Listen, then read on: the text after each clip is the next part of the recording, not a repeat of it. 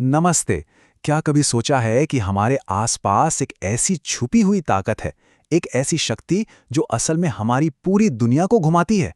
हम सब इसका इस्तेमाल रोज करते हैं, पर शायद ध्यान भी नहीं देते। तो चलिए आज इसी के बारे में जानते हैं। चलिए, इसको समझने के लिए एक बहुत ही आम सी सिचुएशन लेते हैं, जिससे हम सब कभी ना कभी जरूर गुजरे होंगे। कभी सोचा है कि एक भारी दरवाजे को जब हैंडल से धक्का देते हैं तो वो कितनी आसानी से खुल जाता है, लेकिन अगर उसी दरवाजे को कब्जों के पास, मतलब जहां वो जुड़ा होता है, वहां से धकेलने की कोशिश करें तो वो हिलता तक नहीं। प्राय नामुमकिन सा लगता है। ऐसा होता क्यों है आखिर?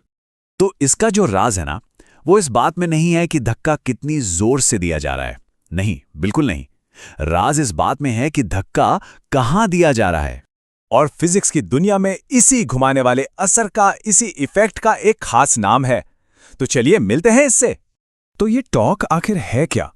देखिए, बहुत ही आसान शब्दों में कहें तो ये एक घुमाने वाली ताकत है। ये सिर्फ एक सीधा धक्का या खिंचाव नहीं है। नहीं, ये वो ताकत है जो किसी भी चीज को घुमा देती है, रोटेट कर देती है।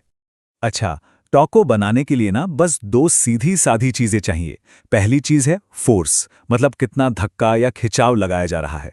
और दूसरी चीज है लीवर आर्म। अब ये क्या है? ये बस वो दूरी है जहां से फोर्स लग रहा है और जहां से चीज घूम रही है, जैसे दरवाजे का कब्जा।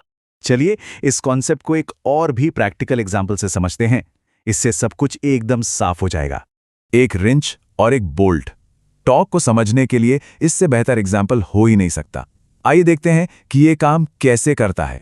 सोचिए, अगर एक छोटे रिंच से बोल्ट को घुमाने की कोशिश करें तो क्या होगा? घूमने वाला पॉइंट यानी बोल्ट हमारे हाथ से बहुत पास है, दूरी कम है, इसलिए जोर भी बहुत ज्यादा लगाना पड़ता है।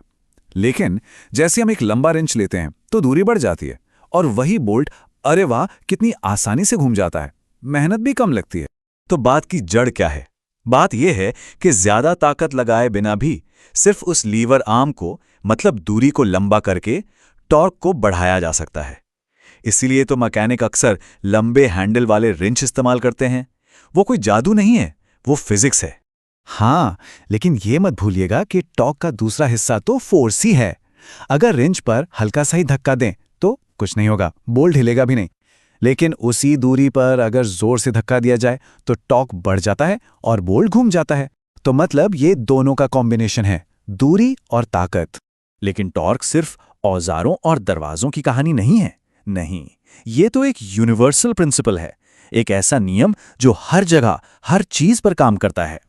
सच में ये सिद्धांत हर जगह है। पार्क में बच्चों का सीसो देखा है? वो टॉर्क पर ही तो बैलेंस होता है। जब साइकिल चलाते हैं तो पैडल पहियों को घुमाते हैं, वो भी टॉर्क है। इतनी बड़ी बड़ी पवन चक्कियां, उनके ब्लेड कैसे घूमते हैं?